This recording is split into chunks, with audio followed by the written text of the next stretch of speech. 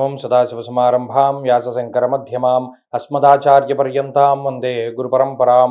జ్యోతిషాస్త్రాన్ని భావితరాల వారికి ప్రసాదించిన ఋషుల యొక్క పాదపద్మాలకి నమస్కారం చేసుకుంటూ, అలాగే నాకు ఈ జ్యోతిష విద్యను నేర్పిన గురువర్యులు జ్యోతిష బ్రహ్మ కీర్తిశేషులు శ్రీ ఈరంకి సూర్యనారాయణమూర్తి గారు, సూర్య శ్రీదేవజ్ఞ గారి యొక్క పాదపద్మాలకి నమస్కారం చేసుకుంటూ, ఓం శ్రీ మహాగణాధిపతి నమః, శ్రీ గురుభ్యో నమః, హరి ఓం.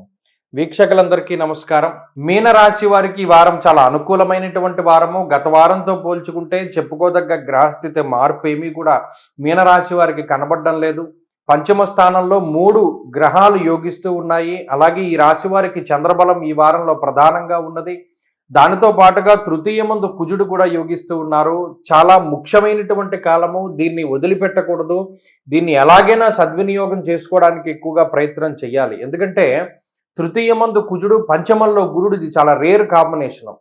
అర్ధలాభం తదైశ్వర్యం స్వకర్మరతి హర్షితం అన్నారు. అంటే ఏది నచ్చితే ఆ పని చేయగలిగేటువంటి శక్తిని కుజగురులు ఇస్తూ ఉంటారు.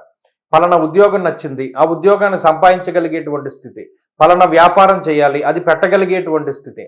లేదు పలానా కాంపిటేటివ్ ఎగ్జామ్లో మనం ఇంత మార్కులు సంపాదించాలి, ఇంత పోటీ పరీక్షల్లో మనకి ఇంత పర్సంటేజ్ రావాలి, ఇలా మీరు ఏది అనుకుంటే దాన్ని సాధించగలిగేటువంటి శక్తి, యుక్తిని ఈ గ్రహస్థితి ప్రసాదిస్తుంది.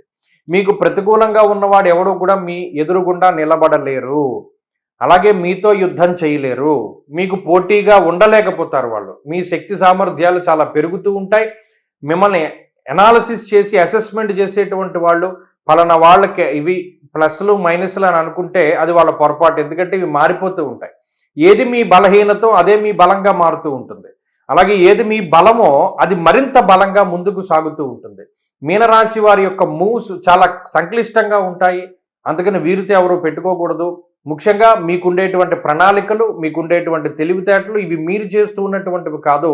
మీ పంచమంలో ఉన్నటువంటి 3, అందులో 2 గురువులు, ఒకళ్ళు దేవతలకి ఒకళ్ళు రాక్షసులకి గురువు అయితే ఒకరు బుద్ధికి కారణమైనటువంటి వాడు.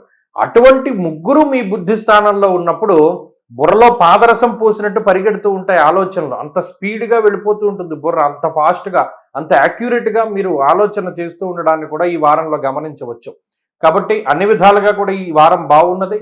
ఏ పనైనా ప్రారంభం చేయండి, దానిలో సక్సెస్ రేట్ ఉంటుంది. బద్ధకం వదిలిపెట్టి పనిచేసుకుంటూ పోవండి, జీవితంలో ముందుకు సాగుతూ ఉంటారు. మీనరాశి వారి ఈ వారం మరింత అనుకూలమైనటువంటి ఫలితాలను సాధించాలి అంటే ఎక్కువగా ఈ ఏలినాటి శని దోష పరిహారం నిమిత్తమై శని త్రయోదశి నియమాలను ఆచరిస్తూ ఉండండి. శనివారం తైలాభిషేకము, తిలదానము ఇటువంటివి చేస్తూ ఉండండి, మంచి ఫలితాలు వస్తాయి. ఈ వారంలో కలిసి వచ్చేటువంటి రోజు బుధవారంగా చెప్పవచ్చును. అదృష్ట సంఖ్య 4, అదృష్ట వర్ణము ఆకుపచ్చ.